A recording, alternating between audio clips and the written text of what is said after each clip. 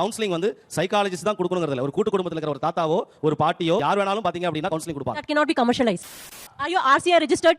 கண்டிப்பா ரெஜிஸ்டர் பண்ணி RCI ல ரெஜிஸ்டர் பண்ணிருக்கீங்க. ரெஜிஸ்டர் நம்பர் சொல்லுங்க. ரெஜிஸ்டர் நம்பர் 1235 இருங்க. 2003 துவங்கப்பட்ட பொழுது 43 வகையான சரக்கு கொடுத்தாங்க எங்களுக்கு. இன்னைக்கு எத்தனை தெரியுமா? முதல்ல எங்க சங்கத்துல உறுப்பினர் சேர்வதற்கு குறைஞ்சபட்சம் 15 ஐட்டம் பேர் சொன்னாத உறுப்பினர் பாத்தீங்க உங்களுக்கு.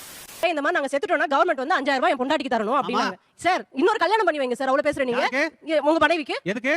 24000 கோடி ரூபாய் இதன் மூலமாக வந்து வருது. அதனால தமிழ்நாடு இண்டஸ்ட்ரியல் growth நம்ம தமிழ்நாட்டுல யோசிச்சு பாருங்க.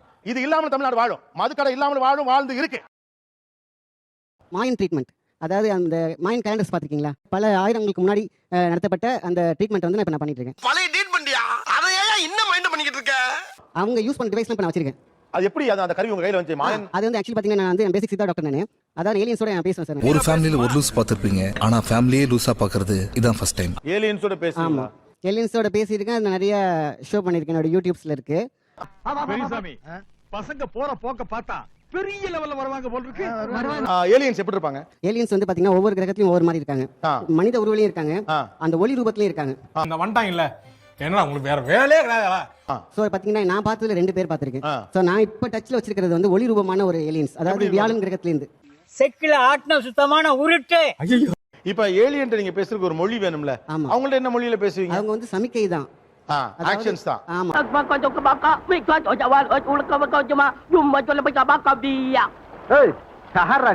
அந்த டிவைஸ் உங்கள்ட்ட இப்ப இருக்கா? எங்க இருக்கு காட்டுங்க. இது இந்த வேற எங்கேயும் நீங்க பாத்துக்கவே முடியாது. சரி, ஒர்க் பண்ணதான் செக் பண்ணலாமா? தாராளமா செக் பண்ணுங்க. தேவையில்லாத கேள்வி எல்லாம் கேட்டு கிளறாதீங்க. இது என்ன விண்வெளி மனிதர் கொடுத்தத சாதாரண டப்பால வச்சிருக்கீங்க, தூக்கி போற இது போறீங்க? மட்டும் இல்ல சார், கிட்டத்தட்ட என்கிட்ட ஒரு 108க்கு மேல இருக்கு. இது நம்ம உலகத்திலேயே கிடைக்க சான்சஸ் கிடையாது. இந்த லேகிய வாங்கி சாப்பிட்டீங்கன்னா ஐயோ போன வாரம் பண்ண வியாபாரத்தை சொல்றமே, இவன் குழப்பற என்ன விக்கிறோம்னே தெரியல. இதெல்லாம் எங்க வாங்குறீங்க? எங்கேயும் வாங்கல, இதெல்லாம் குகையில இருந்து எடுத்துட்டு வந்தது. எங்கடா எடுத்த? போல வெயிடாங்க. பாபா ஒரிஜினல் இல்லையா இப்ப செக் பண்ணிடலாம். ஏதாவது புகை வருதான்னு பாக்குறேன் நானும். டம்மி பாபா. இந்த மாதிரி நான் அரிதான பொருட்கள் கிடைச்சா கவர்மெண்ட் தானே சப்மிட் பண்ணுவாங்க. இது வந்து கவர்மெண்ட்டுக்கு சேர வேண்டிய பொருள் கிடையாது. ஏன் அப்படின்னு கேட்டீங்கன்னா இது வந்து எனக்கு சேர வேண்டிய பொருள் அப்படின்றது ஒரு பட்டயத்துல இருக்கு. உன்கிட்ட பேசிக்கிட்டு தான் உன்ன மாதிரியே மென்டல் ஆயிடுவேன் வரேன். வீட்டுக்கு அடங்காத பிள்ளைய இந்த நாட்டுக்கே அடங்குற மாதிரி, வீட்டுக்கும் அடங்குற மாதிரி படிப்புல கெட்டிக்கார பிள்ளையா மாத்தி கொடுக்குற கலையை கத்து கொடுக்குறோம். இந்த வந்துட்டாயா, இந்த டயலாக்க சொல்றதுக்குன்னே எல்லா ஒரு பஞ்சாயத்துக்கு கிளம்பி வந்துறாயா ஒருத்தன். வீட்டுக்கே அடங்காத பையன், அவனை எப்படி நல்வழிப்படுத்துறீங்க? யாருகிட்டயுமே சொல்லக்கூடாதுன்னு 25 வருஷம் தான் பூட்டி வச்சிருந்த ரகசியத்தை உனக்கிட்ட சொல்றேன்டா.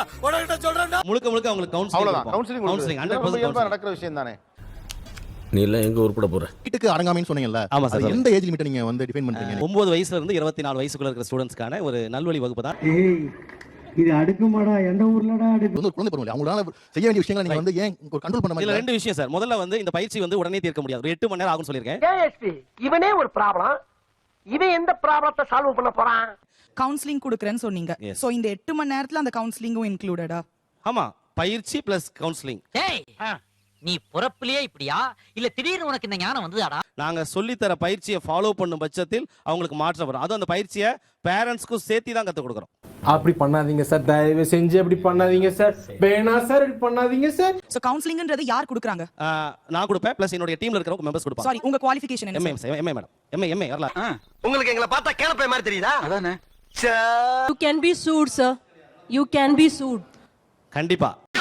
என்னன்னு கூட தெரியாதுடா சார். நீங்க என்னன்னா அன்பார்ச்சுனேட்லி நீங்க வேற கவலைப்படாம அவங்க என்ன பேசுறாங்கன்னு கேட்கல. நீங்க வேற சொல்றீங்க யூ கேன் பி சூட், உங்க மேல நாங்க வழக்கு தொடுக்கலாம்னு சொல்றாங்க. கண்டிப்பாங்கறீங்க நீங்க. அப்படி அர்த்தம் இது குழந்தைகளோட வாழ்க்கை.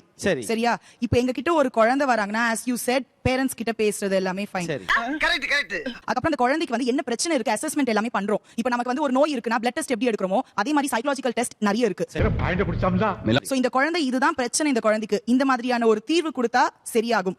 ஆனா நீங்க என்ன அசஸ்மென்ட் பண்றீங்க? அது எனக்கு தெரியாதாக்கும். அது தெரியாமல ஊர்ல நான் பெரிய மனுஷனா இருக்கிறேன். கவுன்சிலிங் வந்து சைக்காலஜிஸ்ட் தான் கொடுக்கணுங்கிறதுல ஒரு கூட்டு குடும்பத்துல இருக்கிற ஒரு தாத்தாவோ ஒரு பாட்டியோ யார் வேணாலும் பாத்தீங்க அப்படின்னா கவுன்சிலிங் கொடுப்பாங்க. That cannot be commercialized. ஐயோ, எந்த ட்ரெண்ட்ல பேசினாலும் எந்த ரூட்ல போனாலும் விடவே மாட்டேங்கிறானே, நான் என்ன பண்ணுவேன்? அவங்க தெளிவா சொல்லிட்டாங்க. தாத்தா அட்வைஸ் கொடுக்கலாம், கவுன்சிலிங் கொடுக்கலாம், சொந்தக்காரன் தெரிஞ்சவங்க கவுன்சிலிங் கொடுக்கலாம், பிரச்சனை கிடையாது. எப்ப நீங்க வியாபாரம் அதை பண்றீங்களோ அப்ப அது ரெஜிஸ்டர்ட் ஆன ஆத்தென்டிக்கான ஆள் தான் அதை செய்யணும். உனக்கு என்ன பேன கீழ உட்கார்ந்துட்டு கலாணி பழ பூரா கரெக்ட் பண்ணிக்கிட்டு சொகுச்சா ஜொலிக்கிற? எங்க பொழப்பு ரொம்ப டேஞ்சர் பொழப்பியா? Are you RCI registered? கண்டிப்பா ரெஜிஸ்டர் பண்ணி RCI ல ரெஜிஸ்டர் பண்ணிருக்கீங்க. ரெஜிஸ்டர் நம்பர் சொல்லுங்க. ரெஜிஸ்டர் நம்பர் 1235 இருங்க. இன்னும் இன்னெல்லாம் கிறுக்குதன பண்ண போறானோ? இல்ல சார், ஒரே நிமிஷம். ஒரே இல்லமா. Wait no. இதெல்லாம் நான் உங்களுக்கு ப்ளக் பண்ண விட மாட்டேன். Wait no. ஒரு விஷயம். நோ. ஒரே நிமிஷம். சிக்கிட்டான். சிக்கிட்டா முழு பையன் சிக்கிட்டா ரொம்ப RCA ரெஜிஸ்டர் பண்ணனும்னா minimum qualification is MPhil in clinical psychology. சரிம்மா. கிரியா உடம்ப இரும்பாக்கிக்கடா அடமலா ஆரம்பிச்சு வெளுத்து வாங்க போகுது. MSc clinical psychology பண்ணவங்க கூட RCA ரெஜிஸ்டர் பண்ண முடியாது. சரி. அப்புறம் எந்த பேசிஸ்ல நீங்க போய் ரெஜிஸ்டர் பண்ணேன்னு சொல்றீங்க என்கிட்ட? ஆரம்பத்துல இருந்தே ராங்கா போய்கிட்டு இருக்கு. ரணரணமா ஆயிரும். யாருக்கு? யாருக்கோ ரிஜிஸ்டர் பண்ணாதான் கவுன்சிலிங் கொடுக்கணும் அப்படிங்கிற ஒரு ஏதாவது ஒரு இருக்கு சார், இருக்கு. யாருங்க இவரு?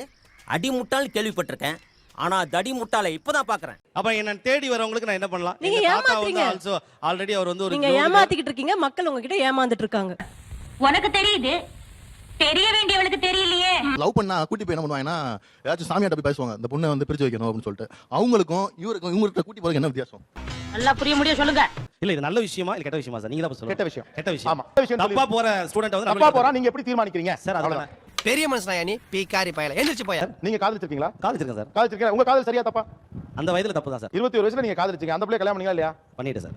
அப்புறம் என்ன நீங்க வந்து வேற அதனால தான் சொல்லிட்டு இருக்கேன். இல்ல இல்ல ஓகேங்களா? இப்ப பாருங்க லைஃப்ல இல்ல இல்ல சார் இன்சென்சிபிளா பேசாதீங்க. என் கோபத்தை கிளப்பாத ஐயா.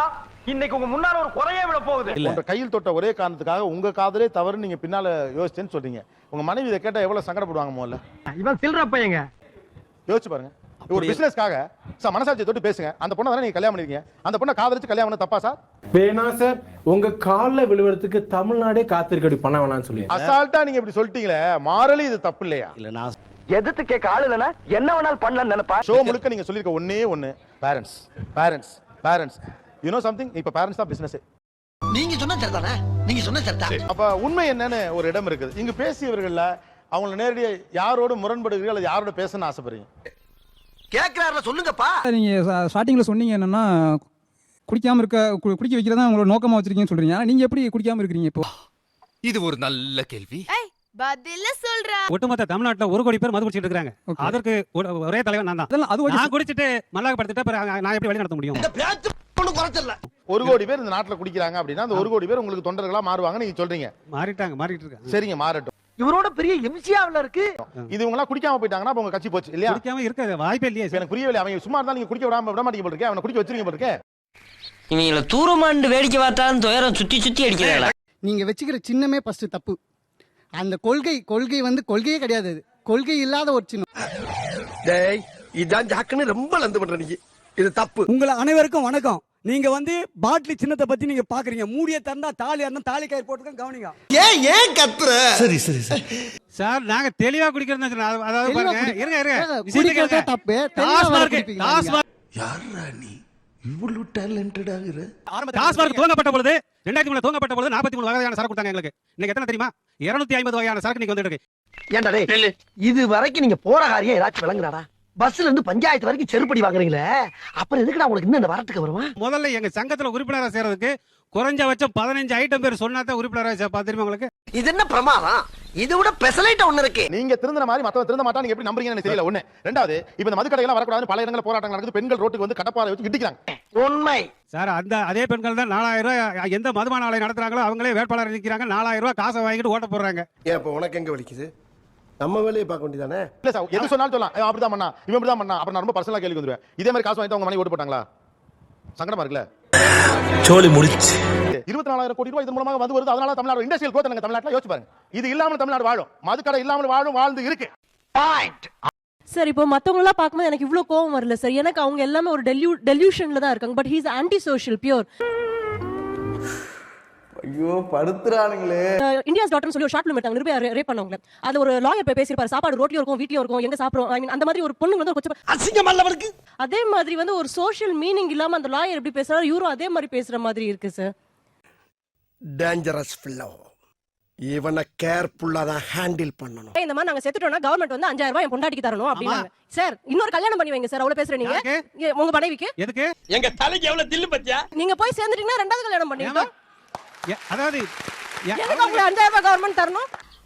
யாரு சுத்தி சுத்தி வந்து உங்களுக்குறா?